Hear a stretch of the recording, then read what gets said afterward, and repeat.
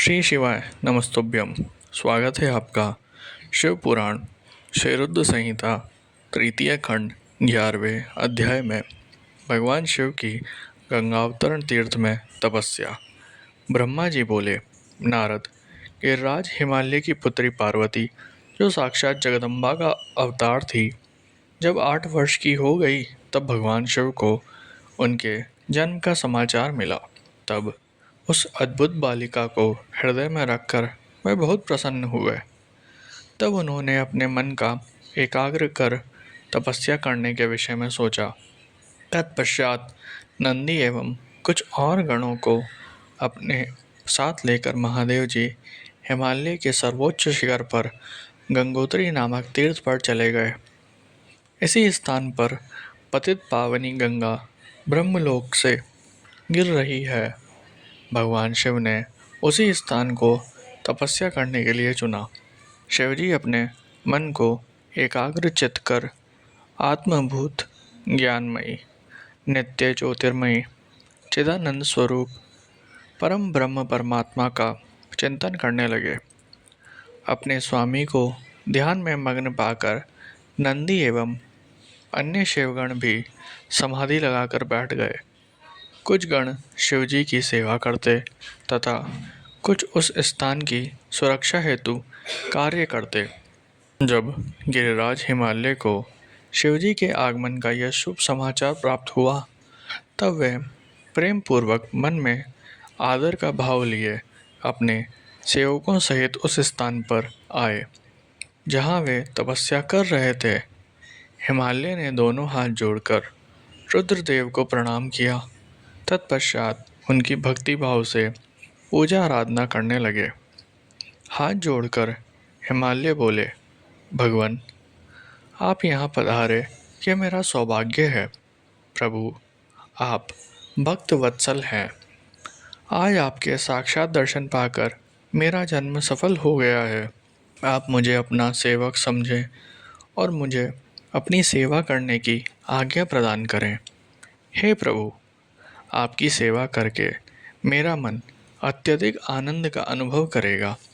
गिरिराज हिमाचल के वचन सुनकर महादेव जी ने अपनी आंखें खोली और वहां हिमालय और उनके सेवकों को खड़े देखा। उन्हें देखकर महादेव जी मुस्कुराते हुए बोले, हे गिरिराज, मैं तुम्हारे शिखर पर एकांत में तपस्या करने के लिए आया हूँ। हिमालय, तुम तपस्या के धाम हो। देवताओं, मुनियों और राक्षसों को भी तुम आश्चर्य प्रदान करते हो। गंगा, जो कि सबके पापों को धो देती है, तुम्हारे ऊपर से होकर ही निकलती है, इसलिए तुम सदा के लिए पवित्र हो गए हो।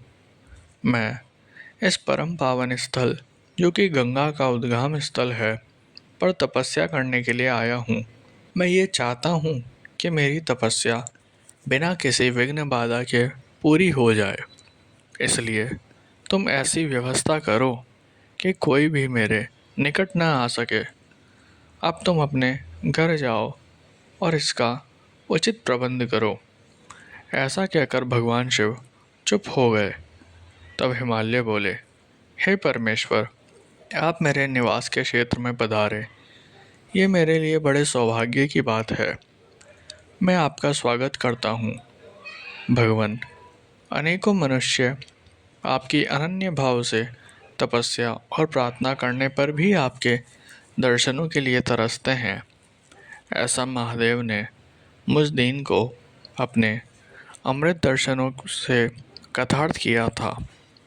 भगवान, आप यहाँ पर तपस्या के लिए पधारे हैं, इससे मैं बहुत प्रसन्न हूँ। आज मैं स्वयं को देवराज इंद्र से भी अधिक भाग्यशाली मानता हूँ। आप यहाँ बिना किसी विघ्न बाधा के एकाग्रचित्त हो तपस्या कर सकते हैं। यहाँ आपको किसी भी तरह की कोई परेशानी नहीं होगी, ऐसा मैं आपको विश्वास दिलाता हूँ।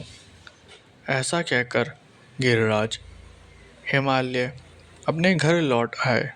घर पहुंचकर उन्होंने अपनी पत्नी मैना को शिवजी से हुई सारी बातों का वृतांत कह सुनाया। तब उन्होंने अपने सेवकों को बुलाया और समझाते हुए कहने लगे कि आज से कोई भी गंगावतरण अर्थात गंगोत्री नामक स्थान पर नहीं जाएगा। वहाँ जाने वाले को मैं दंड दूंगा।